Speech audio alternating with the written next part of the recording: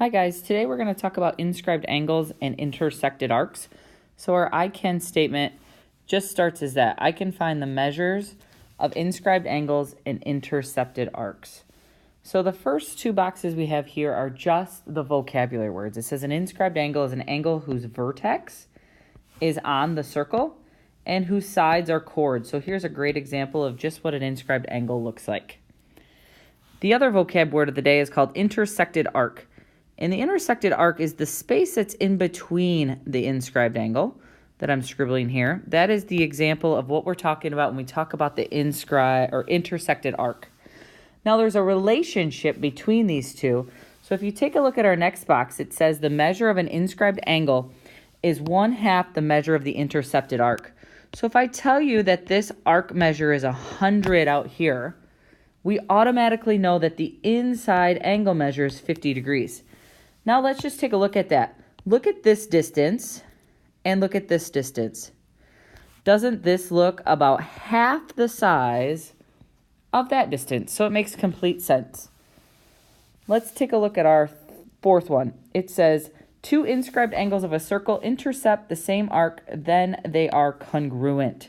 So all that is saying here is that the left two angles are congruent, and also the right two angles are congruent. Let's now take a look at the inscribed polygon. It's a polygon when all the vertices are on the circle. So we look at this pentagon. All the pentagon's vertices are on the circle. So we would call this an inscribed pentagon. You can have inscribed octagons, inscribed triangles, inscribed quadrilaterals. Any polygon can inscribe in a circle as long as their vertices are on the circle. So what's the circle called that's around it? It's called the circumscribed circle. So this circle that's around the polygon is the circumscribed circle. Next, we have our inscribed right triangle theorem. All this is saying is if we have a triangle that's inscribed in a circle, it's automatically a right triangle. So maybe sometimes we may have to use our Pythagorean theorem. Sorry about that. In order to find a missing length. But we always know that the angle that's on the triangle here is a right angle. And last but not least, a quadrilateral can be inscribed in a circle if and only if its opposite angles are supplementary. So if I put an X and a Y and an A and a B inside my quadrilateral, my theorem states X plus Y equals 180 and A plus B equals 180. Because remember, supplementary means 180 degrees, two angles adding up to it. Let's take a look at some examples. Sorry to make you guys dizzy here. But if we look, the first one, it wants us to find this angle measure on the inside. And so to simply do that, I'm going to write it completely out. I'm going to take 158 and divide by 2. And when we do that, let me find a calculator. You guys have probably already got it done. 158 divided by 2 is 79. So the angle is 79 degrees. Next one. Now we're trying to find the arc out here. And so this one, we just take our 40-degree angle and times it by 2 to get the arc. So X is 80 degrees. Kind of simple.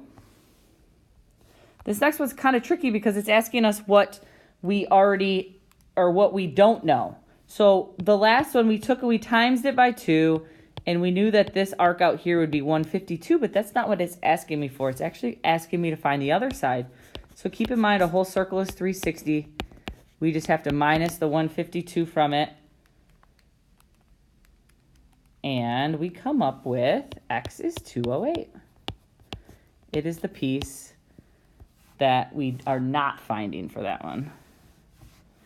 Oops, sorry. Let's go ahead and take a look at these last three. So for this one, we got to find an X and a Y. So I'm just going to do X equals Y equals down here. And I notice Y here should match up with this 40. So Y is automatically 40 degrees.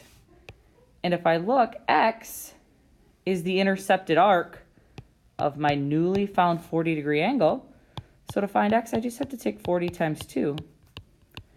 And my intercepted arc is 80 degrees. So kind of easy. There's not a lot of math, like hard math. It's kind of simple today. If we look here, we got to find x, y, and z. So I'm just going to do an x equals, a y equals, and a z equals. Easily, we know that 90 is our y angle.